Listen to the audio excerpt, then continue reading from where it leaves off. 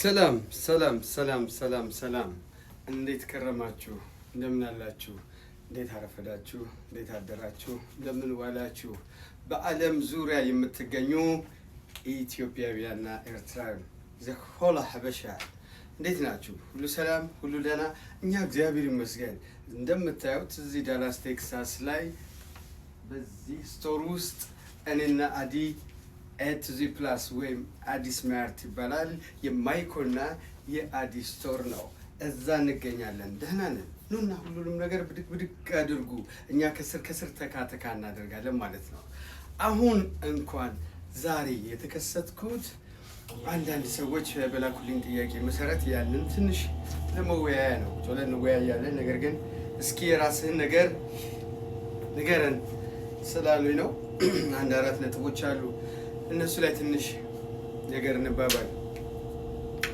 አንደኛው በስራና በኑሮ ላይ ወይም በስራሽና በኑሮሽ ላይ የሶስተኛ ሰው ጣልቃ ገብነትን እንዴት ታያለህ በጣም ደስ የሚል ጥያቄ ሁሉ ጊዜ የመጀመሪያው ነው ብዬ ማስበው ይሄንን ነው በምንም ጉዳይ በህይወትሽ በምንም ጉዳይ ላይ የሶስተኛ ወገን ጣልቃ ገብነት መኖር የለበትም ያለዛ መኖር አትችልም በጣም የሚገርመው ነገር ያቺ ሶስተኛ ሰው በህይወትሽ ያ ሶስተኛ ሰው ህይወትህን ረባሽ አጥፊ እኔ ስላንተ አቅልሃለሁ የሚልህ ስለራሱ የማያቅ በጣም የሚገርመው ስለራሷ የማታቅ በጣም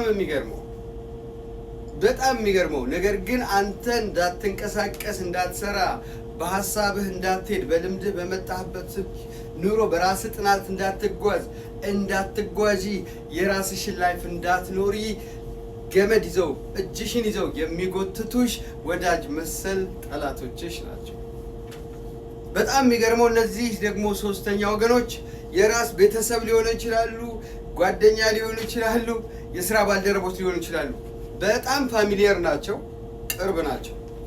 በጣም ቅርብ ናቸው በፍጹም የነሱ ህይወት ዘብረቅርቆ ይወጣል የወጣም ነው ስለዚህ የናንተን ህይወት የናንተን መንገድ ለማሳት የሚመጡ ናቸው ስለዚህ ከነዛ አይነት አደገኛ ሰዎች መጠበቅም ያስፈልጋል ብዙ መልካም ሰዎች አሉ ዝም ብለው አብረዋችሁ ለመኖር ብቻ የሚኖሩ የራሳቸውም ህይወት ሰክሰስ የሆነ እንደው በሆነ አጋጣሚ እንዲህ ቢሆን እንዲህ አድርጌዋለሁ ብለው ብቻ ሊያወሩህ የሚችሉ ሰዎች አንተን የማያጣጥሉ ሰዎች አንቺን የማያጣጥሉ ሰዎች በምትሰሪው በምታደርጊው በምትኖረው በምታደርገው ነገር በቃ ደስተኛ የሆኑ ሰዎች ምንም አይነት ኮምፕሌክስ የሌለባቸው አንተን ሊጎትቱ ሊያስቀሩ ሊጥሉህ አንቺን ሊጎትቱሽ ሊጥሉሽ ሊያስቀሩሽ የማይፈልጉ ሰዎች የራሳቸው ባክግራውንድ ኑሯቸው ቀጥ ያለ ነው በጣም የሚኖሩ ናቸው ስለ ሰው ብለው ሳይሆን ስለ ፈጣሪ የሚኖሩ ናቸው ራሳቸውን በደንብ ቢልድ ያደረጉ ናቸው ምን እንደሚሰሩ የሚያውቁ ናቸው ምን እንደሚሰራ እንኳን የማያውቅ 5 ዓመት 10 ዓመት 20 ዓመት ምን እንደምትሰራ እንኳን የማታውቅ የሷ ኑሮ ልፍ ያላለላት አንተ በምትሄደው መንገድ ላይ አንቺ በምትሄጂው መንገድ ላይ ታኮ ለምን እናታረገውም ለምን እናታረጊው ምናምን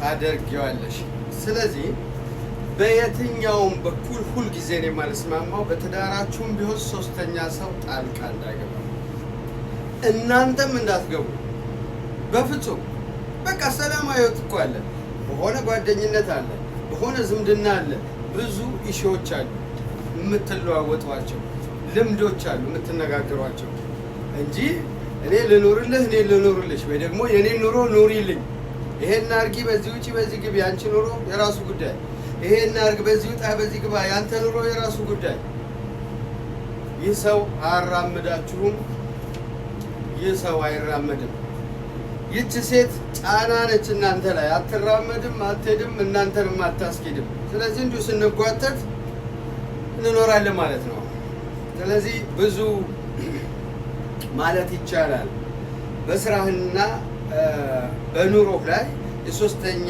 ሰው ጣልቃ ገብነት ምን ይመስላል ብላችሁ ለጠየቃችሁ ጥያቄ ነው። ሶስተኛው ሰው እግዚአብሔርን ከፈራ ኖርማል ቤተሰብ፣ ኖርማል ጓደኛ፣ እንዴት ነህ፣ እንዴት ነሽ፣ እንዴት እየሆነላችሁ ነው፣ እንዴት ሆናችሁ፣ በርቱ።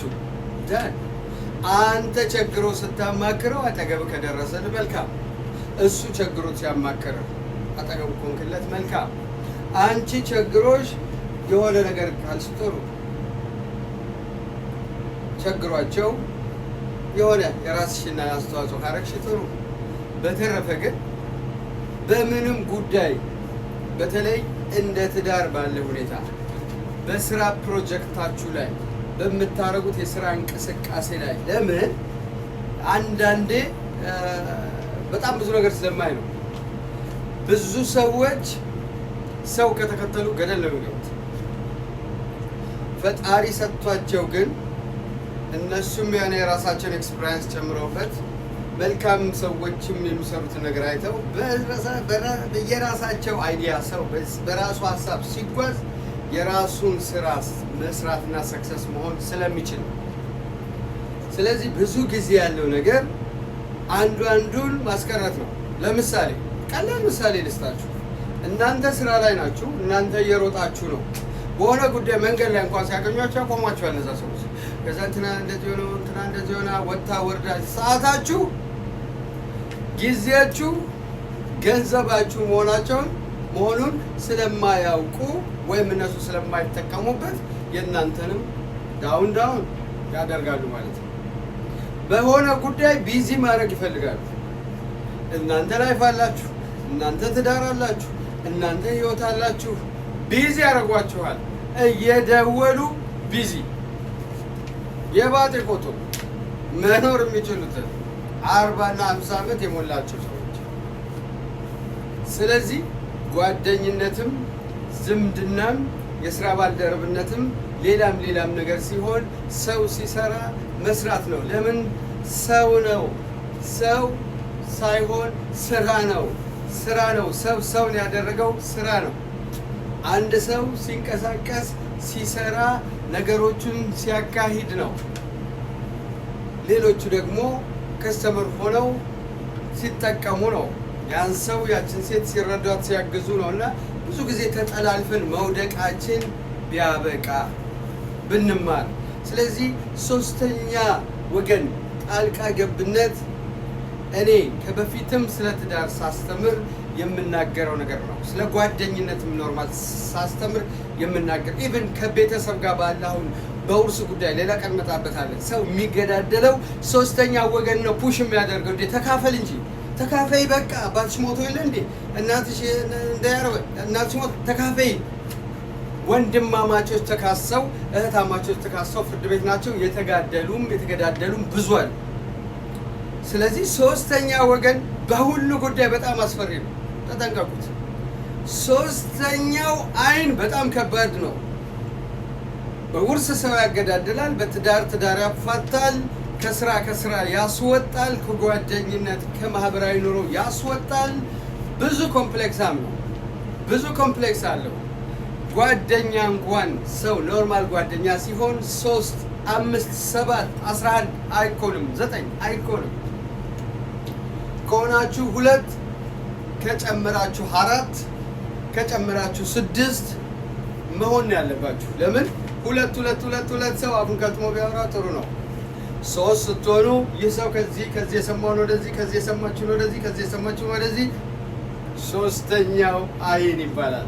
ሶስተኛው አይን ሁልጊዜ ጥሩ አይደለም። ስለዚህ በሶስተኛ ደረጃነት የሰውን ትዳር የምትረብሹ፣ በሶስተኛ ደረጃነት የሰውን ሃይማኖት የምትነኩ፣ በሶስተኛ ደረጃነት የሰውን ኑሮ የምትረብሹ፣ በሶስተኛ ደረጃነት ሁሉን ለጥፋት የምትሄዱ፣ ካልኩሌት አድርጋችሁ የሚገርመው አስባችሁ ነው የምትሄዱት፣ ሳታስቡ አይደለም። በሸክም ለመሆን ነው ሰው ላይ የምትሄዱት። ያ የእናንተን ጭንቀት፣ የእናንተን አለመስራት፣ የእናንተን ስንፍና ሰው ላይ ትጭናላችሁ። የእናንተ ኑሮም አልመራችሁትም። ዞር ብላችሁ አይን የራሱን አያይም ይባላል። እጅም እንዲህ ሲጠቁም 3ቱ ጣት ወደ ራስ ነው የሚጠቁመው። ያንን